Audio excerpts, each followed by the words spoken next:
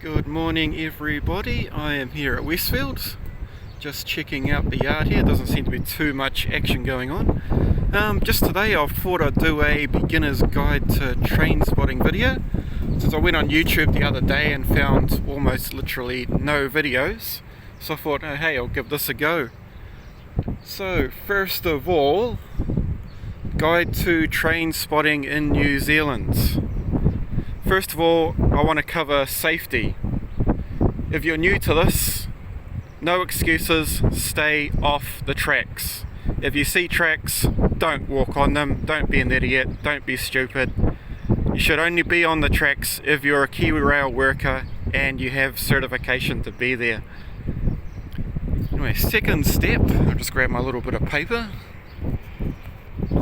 First step would be gear. So right here I've got a camera.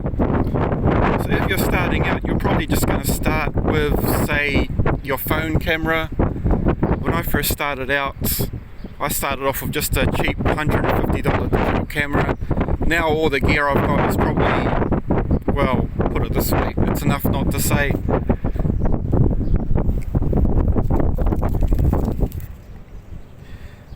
Okay, third step would be locations. As again, I'll say it again, if you're starting out, I find something like Google Maps is actually quite handy, especially Street View. Or then again, on Facebook there's plenty of groups, so if you're not sure, just post comments, ask around. If someone's in your area is going out spotting, just ask them, can I tag along? Anyway, you can go on YouTube, look at videos, post comments, see where they are, and all that sort of stuff. I'll just turn my video camera on as we film this train as it goes past. It's just turned itself off.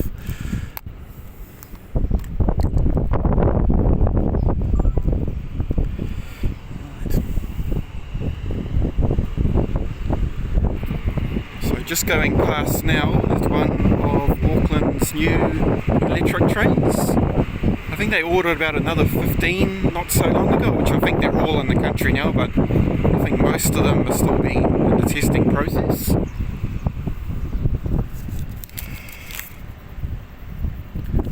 Okay, so next step would be, if you're going to go out spotting, there is an app called Jeeves, but you got to be, let's just say, you got to be the right person to have that.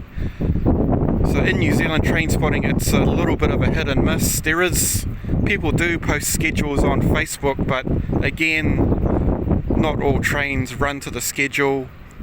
Most of the time they run early, they run late. So yeah, again, it's just a bit of a hit and miss situation. It's basically luck of the game, as you'll call it. Okay, fifth step would be camera techniques. So it's up to you. One of the joys I like doing this is trying different angles, trying different techniques. I've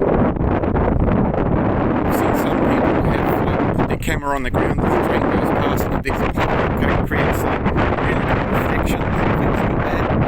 And it's up to you what you want to try. You can try climbing up a tree if you want, you can try hanging upside down, whatever you want to do you think is going to work is like totally up to you.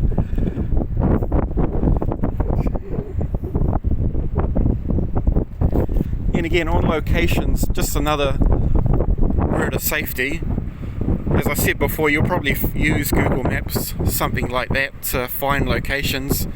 Again, if you're not too sure where you are, you think you might be on public property, just don't go there.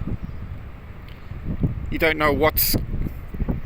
For example, what I'd like to do when I'm out spotting, I do like to just spend a few minutes just checking out location. You don't want to rush into a location as a train's coming. You don't want to be running along and find next thing you know you're falling down a bank or something silly like that.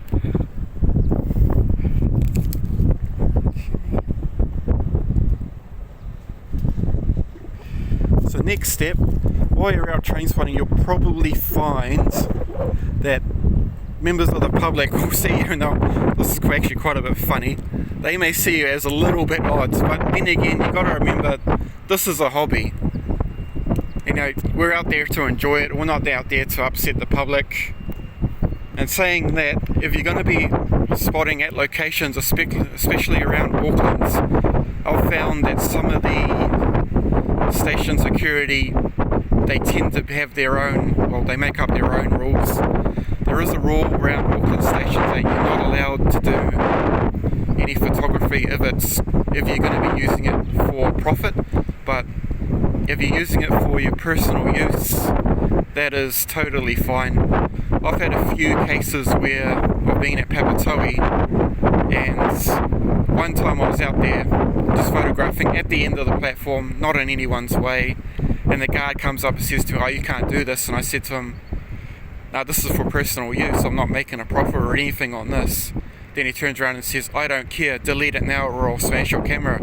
And I just said, "Yeah, whatever, dude." So I just grabbed my gear and just walked away from him. Yeah, what else was I going to say? Another thing with members of the public, that, again, safety comes into it. If you're not too sure about where you are, what you want to do, again, just be aware of your surroundings. You will come across a few weirdos. They will come up to you and say, "Oh, what are you doing, blah blah blah." Like one instance, I was at Motel not so long ago, and I had a guy come up to me. He started talking to me. He seemed like a really nice guy. Anyway, so he starts talking to me. He said to me, "Oh, I really like your camera again." I was just like, "Yeah, thank you," and all that. And he says he starts going on about COVID and how he's struggling and all that. So we started talking about that. The next thing he says to me, "Oh, I've got this really great idea of making money." And what that idea was, well, if you want to know what it is, just ask me in the comments of this video and I'll explain it to you. It's actually really funny what he came up with, also a bit shocking in the process. Okay, here we go. Looks like we have the Wiri to port shunt coming through, so we'll just film that as it goes past. Running long hood too, you don't see that very often.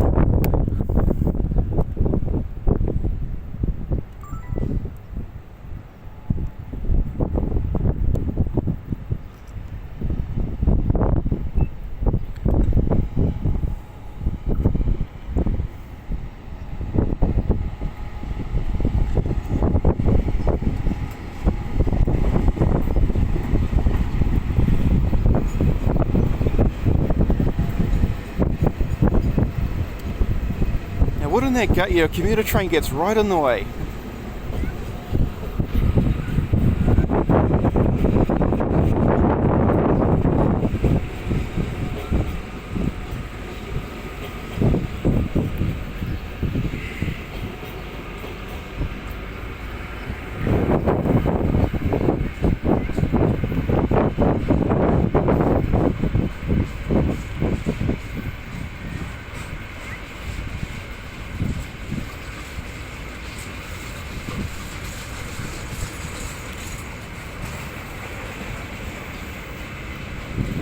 Just to the left of me, we've got a guy there with his little fella out watching. Good on them.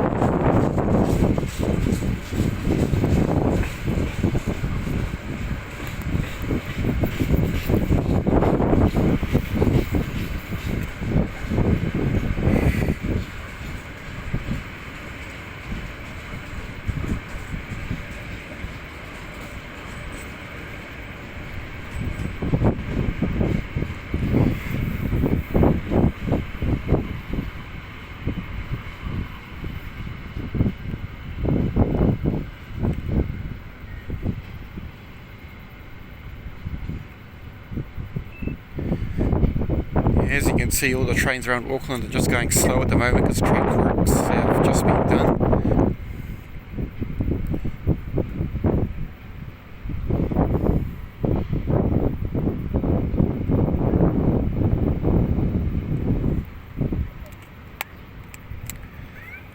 So yeah, again, if you're going to go out, what was I going to say? I can't remember now. That was it, yeah. What I like to do before I go out spotting is try and plan how the chase is going to go. It doesn't always go to plan, as I said before. Trains always don't quite run to schedule. but it always pays to be prepared. What I like to do, if I've been out spotting, as soon as I get home, I download the footage onto my laptop. Then basically I just throw my video camera, throw my SLR camera on charge, and day before I go out I just check to make sure the batteries are fully charged. And again, what I'd like to do is make sure my car is full of gas, ready to go, because you don't want to be in the middle of nowhere and find you run out of petrol or something silly like that. Anyway, I hope you enjoyed this video. So if you want to ask me questions, curious about anything, just leave a comment and I'll get back to you as soon as I can. Thank you.